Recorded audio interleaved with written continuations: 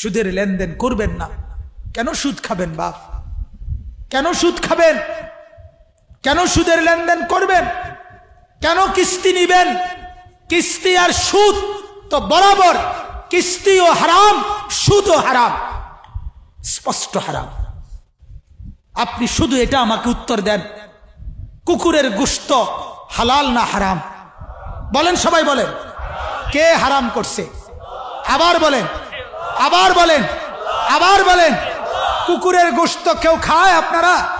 তাইলে আল্লাহ যদি হারাম করে কুকুরের গোশত খান না, তাহলে আল্লাহ হারাম করার পরেও সুদ খান কেন?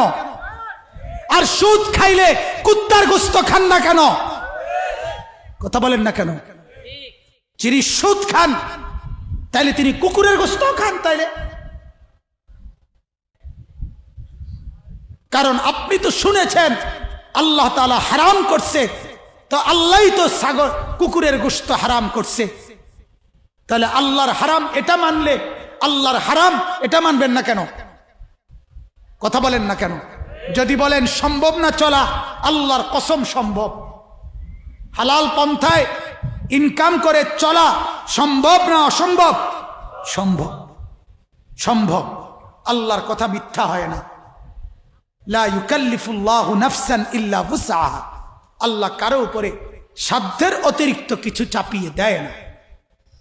অতএব আমার কথায় রাগ হবেন না, আমি একটু শক্ত বলছি, আর একটু শক্ত বলছি শুধু এই উদ্দেশ্যে, গুনাহ ছেড়ে দেন, গুনাহ ছেড়ে দেন।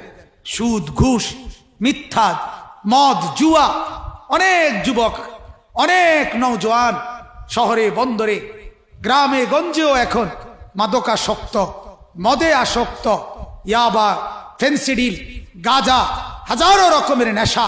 আহা, আল্লাহ নবী সাল্লাল্লাহু আলাইহি সাল্লাম বলেন, পরিষ্কার হাদিস, নবীজি বলছেন যে নেশা করে সেই ব্যক্তির কাছে মা, খালা, চাচি, বোন কেউ নিরাপদ থাকে না, নিরাপদ থাকে না।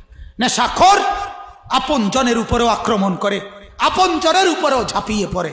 নাউজুবিল্লাহ, নাউজুবিল্লাহ। এজন্য নেশার থেকে বাঁচেন, অশ্লীলতা থেকে বাঁচেন, ব্যভিচার থেকে বাঁচেন। আল্লাহ তাআলা বলছেন, নাইলে আমি দুনিয়াতেও শাস্তি দেব, নাইলে আমি আখিরাতেও শাস্তি দেব।